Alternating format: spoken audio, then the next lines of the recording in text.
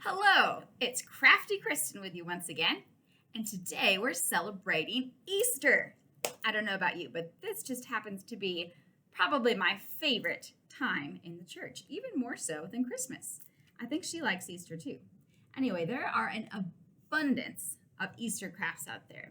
There are many, many things that you can make, featuring everything from bunnies and chicks to crosses and hearts. Well, today we're going to show you two more simple, fun Easter craft activity ideas. And the first one is quite simple. It involves one of our favorite Easter treats, jelly beans. Now, you can get any kind of jelly bean for this craft. I happen to have the small ones, and they happen to be in the traditional jelly bean colors, but you can do it however you want. What we're going to do is we're going to make a little bit of a jelly bean collage, or almost a jelly bean mosaic, if you will. And there are different ways that you can do this depending on what you prefer. We are going to do a shape of a cross filled with jelly beans to make a beautiful, colorful, stained glass mosaic jelly bean cross. We're going to do it on a paper plate. You could also do this with just regular construction paper or cardstock paper. I do recommend something that's a bit thicker, as you'll need to be sure the jelly beans are going to stick and not just flop everywhere. But we're going to do a paper plate so it is a good thickness. And you could also do any kind of picture you wanted. If you wanted to make sort of a scene and then put different jelly bean colors for the different jelly bean, or the different colors and features on your scene, you can make a whole picture out of it. You can make this a long extended activity, or a color sorting activity, or a fine motor movement manipulation activity for a younger pre-K group. There are several options, but we're going to go with the basic cross. So we're going to start by tracing our cross onto the paper plate. Now, you don't have to trace a cross. You could use a just freehand or another shape, or again, however you prefer it. But for the sake of ease and not having it be completely and entirely out of proportion, we're going to just trace this handy dandy cross that I happen to have, and that will be our outline. You can also, if you like, color this beforehand. You can also glue on an extra piece of paper and then put your jelly beans to that. Again, many options, but for the sake of timing and simplicity, we're just going to do a basic cross. And also for the sake of time and simplicity, I won't color it in first. You're more than welcome to if you'd like. Now, this is going to be the best way to do this. I would recommend actually putting your jelly beans in some kind of a bowl or a container, just so it's easier to pluck them out a few at a time. And you can also, for the fun Easter part of things, put them in a little plastic egg. So here's my jelly beans set, ready to go. Now, what I'm going to do is I'm going to just get the cat out of the way first, put a little bit of glue at a time. And really, the Elmer's glue or even like a tacky glue are going to work best here. The glue sticks are not your best bet as far as stickability and what's really going to work for something like jelly beans. So then you're just going to arrange your jelly beans.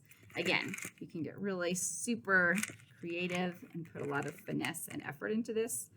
Obviously, I'm not doing that because I'm trying to go fast. So you're going to do a little bit at a time. You don't want to glue the whole thing because then the glue might dry by the time you get to the next section of jelly beans, depending on how fast you're working. And so we're just going to put our jelly beans all over this cross. And depending on how big your surface area is, it may take a lot of jelly beans. Now, this is also going to take a little bit of a while to dry. You do want to make sure that your area is really good and covered with glue, because you want those beans to stick. If it is somehow, if you have just a really thin layer of glue, they're not going to stick. And then the second you try to lift this thing up, jelly beans will fall everywhere. Now, another tip is after you have gotten your beans all glued on, if you want to kind of secure this in order to, avoid that jelly bean catastrophe or having jelly beans all over the car when you're riding home or whatever, is you could cover this. And I kind of recommend doing that, especially for younger kids, especially if you're concerned with the beans going everywhere or you have, animals at home that are going to try and eat it or something. So you could cover this with perhaps a plastic wrap. You could get a large Ziploc bag and put a Ziploc bag over it. You could even use wax paper and cover it with wax paper. That way you can see the beautiful jelly bean display still, but you are less likely of having them go all over everywhere because, you don't want to spill the beans. So once you've got it all on there, you're going to want to let it dry. You're going to really want to make sure they stick. This reminds me of the time I got to decorate a Rose Parade float. I've glued beans all day, literally. Anyway, so there's your lovely bean art mosaic. And of course, as always, recommend putting a verse or a caption here to add to the decoration. And then if you want to display it, you could attach a pipe cleaner or something to the back side, and then you could hang that up when all is said and done. But I'm not going to pick it up right now because it's not dry and the beans will go everywhere. So again, recommend covering this if you want to keep it stable. Put a verse or a caption here, but there's your lovely jelly bean mosaic collage. So that one aside, our next activity is going to be once more something that you can take different variations on according to how much time you have and what kind of audience you have. And we're going to make a butterfly. Now, a butterfly is a wonderful symbol for Easter because she's right there. The cat's watching every move. It's a wonderful symbol of Easter because it does represent that new life. When you think about it, the caterpillar goes into its chrysalis and it's kind of almost like a death, like it's going into a tomb in a sense. But then it comes out and it's a new creature and it's alive again, and now it's a beautiful butterfly. So in the same way, Jesus went into the tomb, he died, and then he came back to life and gives us life because of that. So we're going to celebrate that by making our butterfly. Now, the first step is we're going to make a caterpillar of sorts, and then that caterpillar is going to turn into a butterfly. I mentioned sort of depends how much time you have. If you have maybe a couple of weeks to do this, you can do the caterpillar on one lesson. And then, especially if you have a younger audience, this is fun. You put the caterpillar into the chrysalis, which we're also going to make.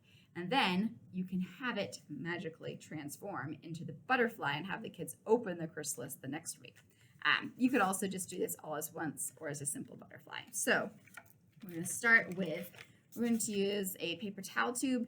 You can use a toilet paper tube. You can make a smaller butterfly with just a regular clothespin or popsicle stick. Many options, but we're going to use the paper towel tube. Now we're going to have this, we're going to have the kids decorate it. So you could decorate it in a number of ways if you would like. You could even cover this with paper and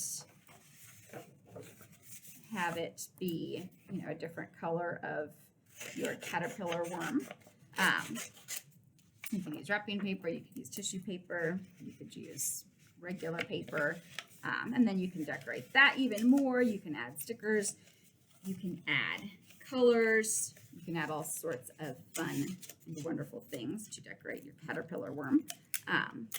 And you could even put some legs on it if you wanted, because it's a caterpillar. Just if you're going to turn it into a butterfly, make sure you can take off those legs or at least have them be small. Because, butterflies still have legs. They have their little feet.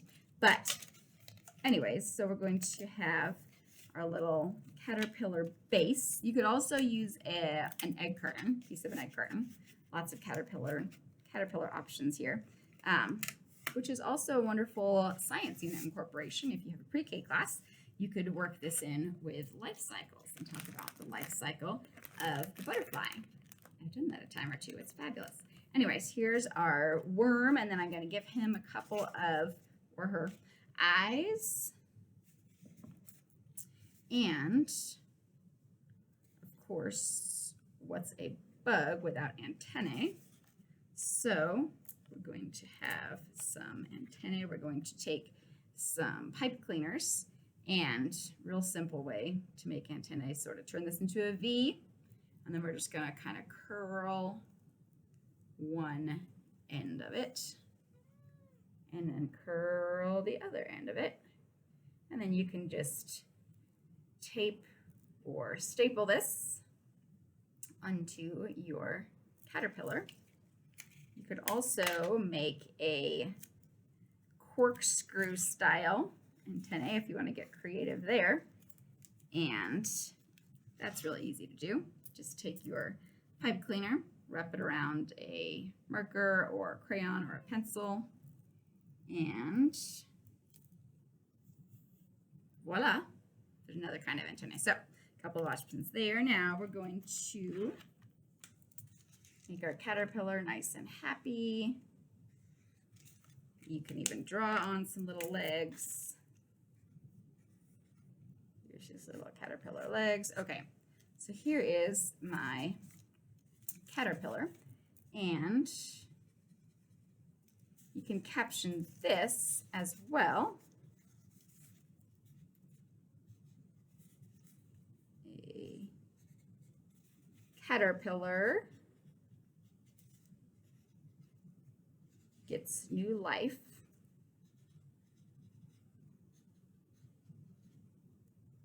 Dot, dot, dot, dot, dot, dot, dot.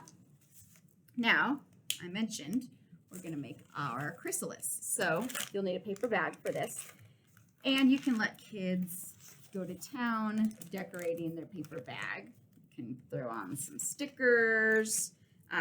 You can just leave it brown. You can color it, decorate it, however you prefer to do it, of course. And then they can also caption that. So on my paper bag, I'm going to write something like, again, this is very simple.